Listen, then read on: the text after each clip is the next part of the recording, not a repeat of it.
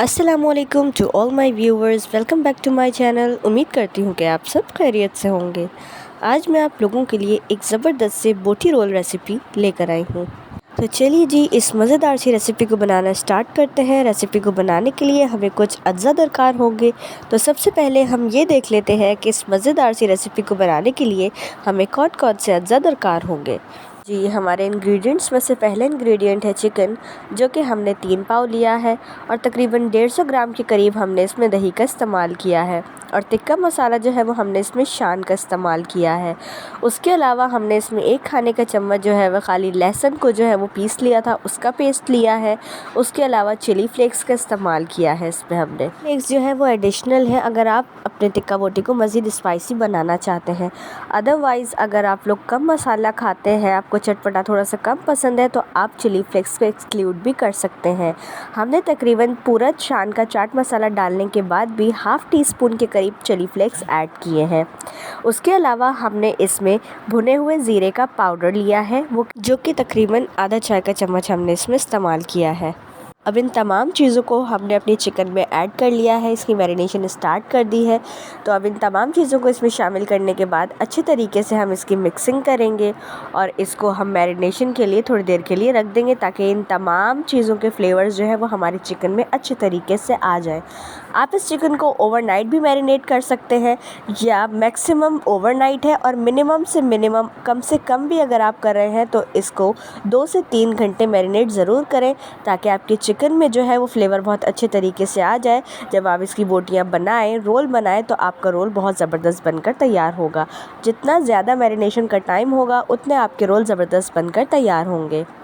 तो हमने अपने तमाम मसालों को अपनी चिकन में अच्छे तरीके से मिक्स कर लिया है। अब हम इसको रेस्ट के लिए रख रहे हैं। बोटी रोल बना रहे हैं तो उसकी चटनी तो लाजमी बनेगी, वरना हमारे रोल में फ्लेवर कैसा आएगा। हमारा रोल इसके अलावा तो सूखा सूखा सा लगेगा।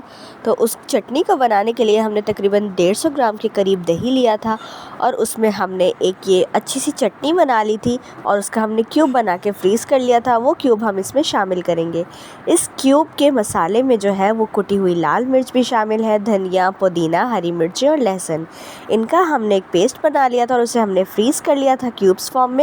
वो एक क्यूब हमने अपने दही में डाल दिया है। अब वो डिज़ोल्व होगा, उसको अच्छे तरीके से मिक्स कर लेंगे तो हमारा ज़बरदस्त सा जो है वो रायता बनकर तैयार हो जाएगा, जो आगे हम अपने रोल जब बनाएंगे तो उसमें ऐड करेंगे, ताकि हमारे रोल का मज़ा जो है वो मज़ीद और इन्हेंस होकर आए। दूसरी जगह अब हम बोटी रोल बना रहे हैं तो उसके लिए हमें पराठों की भी ज़रूरत पड़ेगी, और पराठों की ज़रूरत पड़ेगी तो उसके लिए हमें आटा भी गूंदना पड़ेगा। तो उसके लिए हमने एक ये आटा गूंद लिया है। ये नॉर्मल आटे से इसकी कंसिस्टेंसी जो होती है वो थोड़ी सी सख्त होती है, बहुत ज़्यादा सख्त नहीं, लेकिन नॉर्मल आटे से थोड़ा सा आपने इसको सख्त गूंदना है। ये तकरीबन 3 किलो मैदे का आटा है जिसको हमने गूंद लिया है। इसमें हमने तकरीबन 150 ग्राम जो है वो घी शामिल किया है। 1.5 खाने का चम्मच तकरीबन हमने इसमें नमक का इस्तेमाल किया है। तमाम चीज़ों को मिक्स करके हमने इसकी एक सख्त सी डो बना ली थी और उसको तकरीबन 3 घंटे के लिए हमने रेस्ट के लिए छोड़ दिया था। इस डो के फिर हमने जो है वो पेड़े बनाए और पूरी डो के पेड़े बनाने के बाद उन पेड़ों को हमने 10 मिनट का रेस्ट दिया। उसके बाद हमने इसमें से कुछ पूरियाँ जो है वो उसी वक्त फ्राई कर ली और कुछ हमने कच्ची पक्की करके उतार ली, उसको ठंडा किया और उसको हमने फ्रोज़न करके रख दिया। ये दोनों ही तरीके आप भी फॉलो कर सकते हैं। ये जो कच्चे पक्के करके आप फ्रोज़न करते हैं वो आपके बहुत सी चीज़ों में काम आ जाते हैं। नॉर्मली जैसे हमारे यहाँ जब कूंडे होते हैं तब भी हम इसी तरीके से जो है वो आटा गूंथते हैं और पूरियाँ उसकी कच्ची पक्की करके रख लेते हैं, और फिर जब लोग आते रहते हैं तो हम उसी वक्त जो है वो फ्राई करते हैं थोड़ी थोड़ी, ताकि हमारी उससे पूरियाँ नरम नरम भी रहती हैं और गर्मा गर्म लोग खा भी लेते हैं।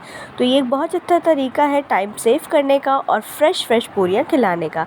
तो आप इस तरीके से भी कर सकते हैं। और एक तरीका इसका ये भी है कि हम जॉब वगैरह पे जाते हैं तो लंच वगैरह के लिए हमें रोटी वगैरह लेकर जानी होती है, सालन वगैरह लेके जाना होता है। तो अगर आपने इस तरह से कच्ची पक्की करके रखी होंगी तो इन्हीं पूरियों को जो है वो आप बग़ैर ऑयल के, मतलब डीप फ्राई किए बगैर, हल्का सा ऑयल लगा के आप रोटी की तरह भी लेके जा सकते हैं, या आप इसको पराठे की तरह भी यूज़ कर सकते हैं। तो ये बहुत ही आसानी हो जाती है अगर आप इस तरह से जो है वो कच्चे पक्के करके मैदे की हो या नॉर्मल आटे की पूरियाँ हो या रोटियाँ हो वो आप करके रख दें, तो ये डेली रूटीन में भी बहुत ज़्यादा काम आती हैं। जो मैरिनेशन थी उसको हमने जो है वो कढ़ाई में डाल के अच्छे तरीके से भून लिया है, कुक कर लिया है। दूसरी ही जगह अपनी पूरियाँ तलने के लिए हमने ऑयल कढ़ाई में डाल लिया है। डीप फ्राई करनी है तो आपको अंदाज़ा होगा कि ऑयल थोड़ा सा ज़्यादा जाता है। हमने आपको कच्ची पक्की करने के लिए तवे पे सेक के उतारना तो दिखा दिया है।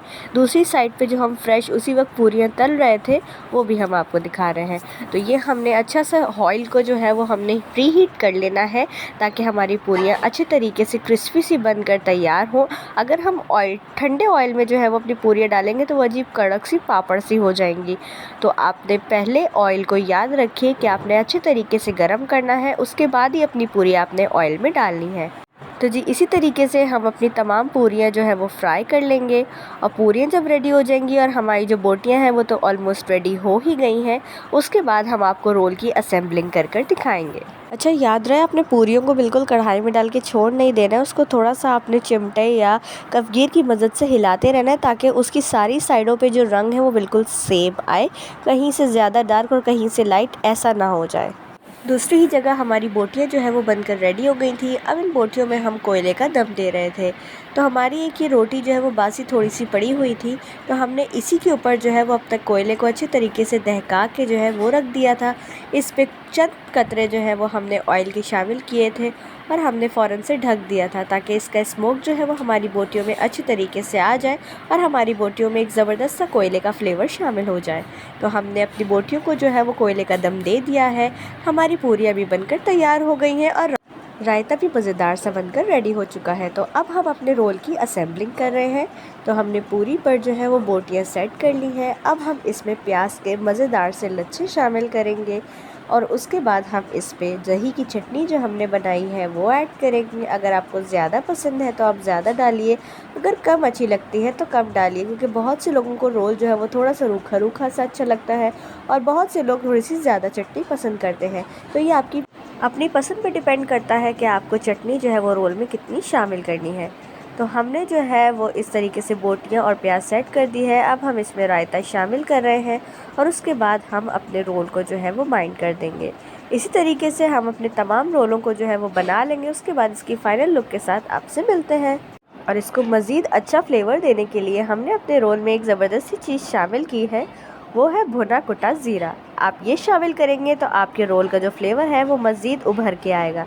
इसको शामिल ज़रूर कीजिएगा, इसको शामिल करना मत भूलिएगा। और आपका एक्सपीरियंस इस रेसिपी के साथ कैसा रहा वो हमसे ज़रूर कमेंट्स में शेयर कीजिएगा। तो जी ये हमारे तमाम रोल बनकर रेडी हो गए थे। ये हमने रायते की चटनी के साथ ही सर्व किए थे कि अगर रोल में जितनी चटनी है उससे थोड़ी सी ज़्यादा आपको चाहिए तो आप इसमें रोल को डिप करके भी खा सकते हैं। तो हमने ये रोल टेस्ट भी किया, बहुत ही ज़बरदस्त बनकर तैयार हुआ था। आप भी इस रेसिपी को ज़रूर ट्राई कीजिएगा और हमें कमेंट्स में फ़ीडबैक ज़रूर दीजिएगा कि इस रेसिपी से आपने रोल बनाए तो आपके रोल कैसे बने, सबके क्या कमेंट्स मिले, आपको सबको पसंद आए नहीं आए, आपने कमेंट्स में हमें ज़रूर बताना है ताकि हमें पता लगता रहे कि हमारी रेसिपीज़ आपको कैसी लग रही हैं और हम अपनी न्यू रेसिपीज़ के साथ आपसे मिलते रहें। और ये हमारी फ्रोज़न पूरियाँ हैं जो कि हमने एक पॉलीथीन बैग में करके रख ली थी फ्यूचर में यूज़ करने के लिए। फिर मुलाकात होगी एक ज़बरदस्त न्यू रेसिपी के साथ, तब तक के लिए खुदा हाफिज़। लाइक कमेंट शेयर करना मत भूलिएगा।